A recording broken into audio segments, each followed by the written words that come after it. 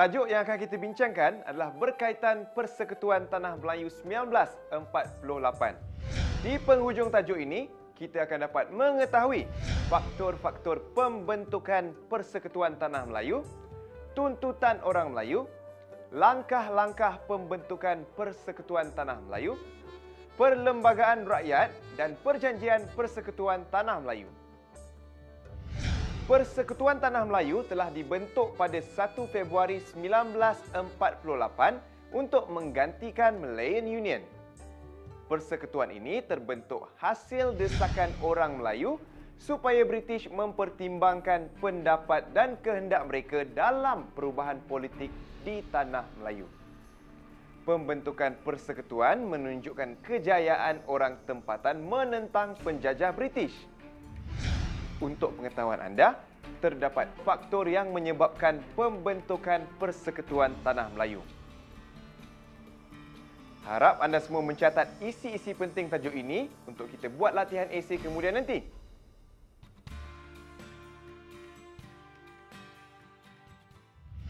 Tahukah anda apakah faktor pertama pembentukan persekutuan?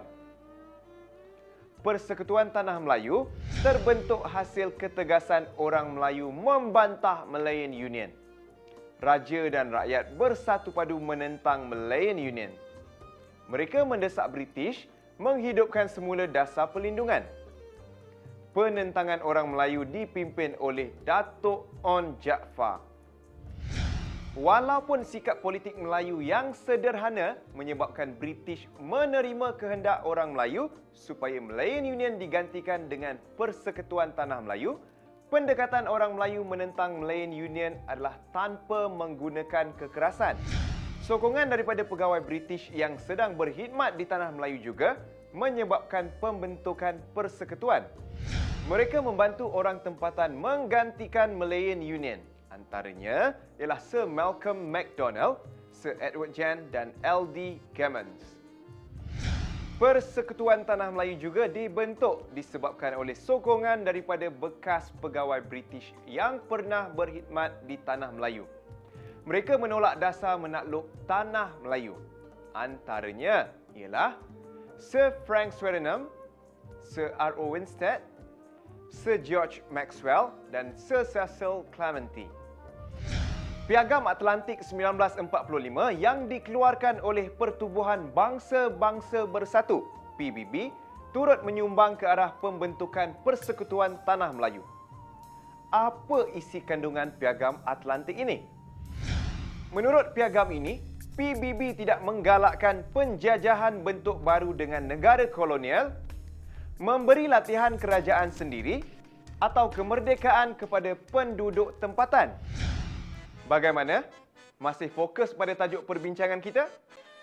Faktor seterusnya ialah UMNO dan Raja-Raja Melayu tidak menuntut kemerdekaan. Mereka hanya menuntut rundingan untuk menolak Malayan Union.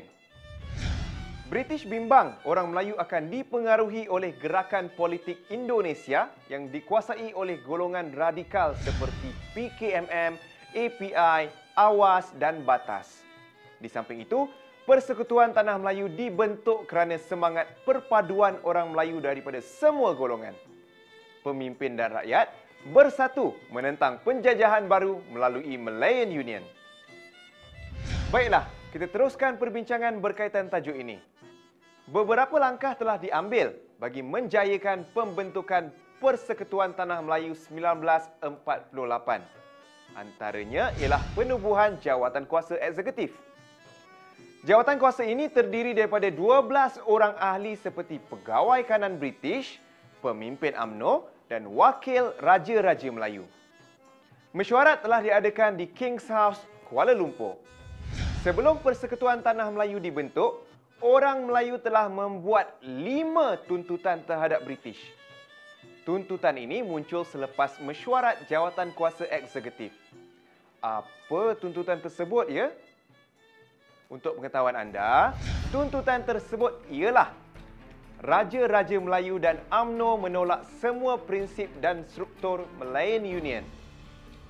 Mereka mahu sebuah persekutuan seperti negeri-negeri Melayu bersekutu, menolak kerakyatan terbuka Malayan Union, meminta dasar perlindungan dipulihkan dan menuntut supaya kedudukan Raja-Raja Melayu sebagai ketua negeri diakui semula. Perundingan jawatan kuasa eksekutif ini telah ditentang oleh orang dagang dan golongan radikal Melayu. Mereka berpendapat jawatan kuasa ini tidak disertai oleh perwakilan orang dagang. Mereka menuntut konsep sebuah republik dan kemerdekaan penuh. Bagaimanakah tentangan golongan ini terhadap jawatan kuasa eksekutif? Mereka telah menubuhkan All Malayan Conjoint Action dan Pusat Tenaga Rakyat Putra pada awal tahun 1947 untuk menentang British dan UMNO. Putra diketuai oleh Dr. Burhanuddin Al-Helmi. Mereka mengadakan pelbagai tindakan seperti ceramah politik, demonstrasi dan juga mogok. Malah gabungan AMCJA Putra juga telah mencadangkan perlembagaan yang dikenali sebagai Perlembagaan Rakyat. Lihat kandungan Perlembagaan Rakyat pada paparan di skrin. Buat catatan tentang Perlembagaan Rakyat tersebut.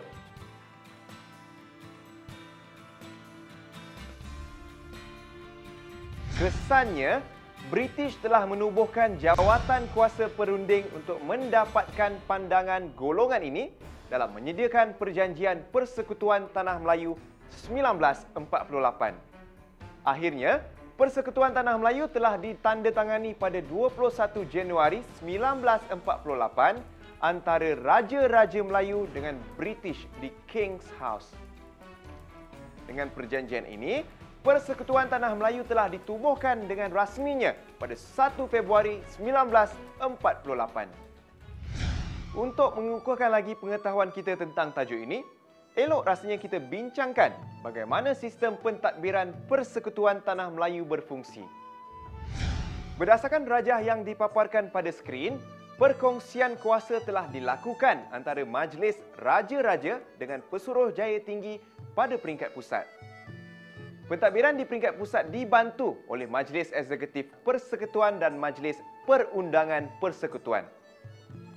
Manakala di peringkat negeri pula, Sultan menjadi ketua negeri dan berkuasa melantik Menteri Besar.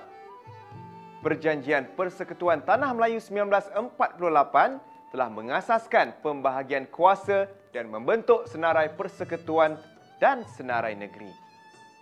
Selain itu, persekutuan ini merupakan gabungan 11 buah negeri. Konsep raja berperlembagaan telah diwujudkan.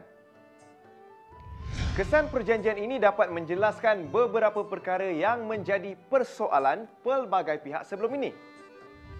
Syarat kerakyatan diperketatkan.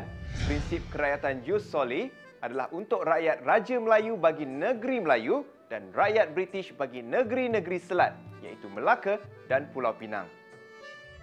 British mengiktiraf semula ketuanan Melayu yang telah diakui sejak Perjanjian Pangkor 1874.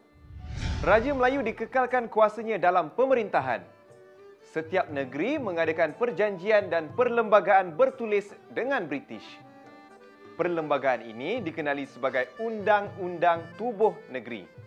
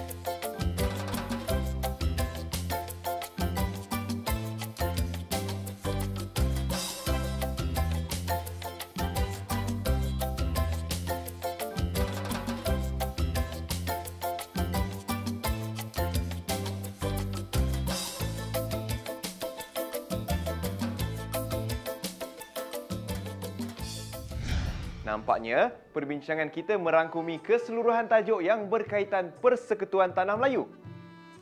Sebelum kita mengakhiri topik perbincangan, elok kita rumuskan perkara yang telah kita pelajari pada hari ini.